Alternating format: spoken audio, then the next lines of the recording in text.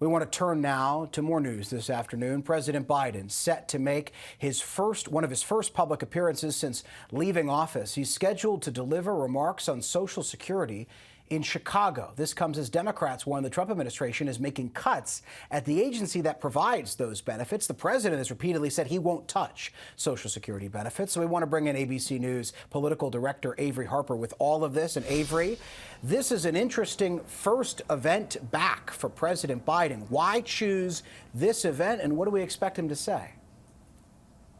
Right. Well, this is going to be at a conference that is for an advocacy group that is about strengthening and protecting Social Security. We know that for Democrats, that has been a strong part of their messaging, the concerns that they've raised about what the Trump administration says, or what the Trump administration could do to Social Security, especially some of those concerns that there are about DOGE cuts, things like the possibility of office closures, changes to how people have to verify themselves in order to receive their Social Security benefits. Those are concerns that folks say could impact how people receive those benefits. And so we expect to hear President Biden and former President Biden speak to that tonight. Also interested to hear what more he might say about this current administration. We know that President Trump has said a lot about former President Biden and his administration and about what it meant for the current state of this country. So interested to see what he will have to say about this current administration.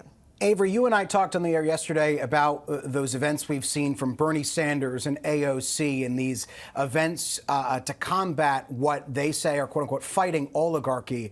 They are much younger. They are fiery kinds of events. You see some images there.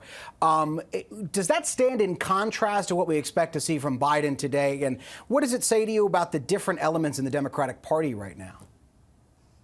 Well, listen, I mean, Bernie Sanders is just about the same age as President Biden, but we do see him and Congresswoman Alexandria Ocasio-Cortez bringing out progressives across the country as they make that their stops on that tour. The last stop was in Idaho, and where they brought out thousands of people to come and listen to their speech there. And it's important to note that that is a state where Trump won by more than 30 points. And so there are people who are coming out to hear these messages. I think the big question is if this could be a sustained movement. You know, a one-day event is very different than, you know, keeping people encouraged and encouraging them to come out to vote next year in midterms and beyond. So we'll have to wait and see what happens there. Avery Harper, my friend, thank you as always.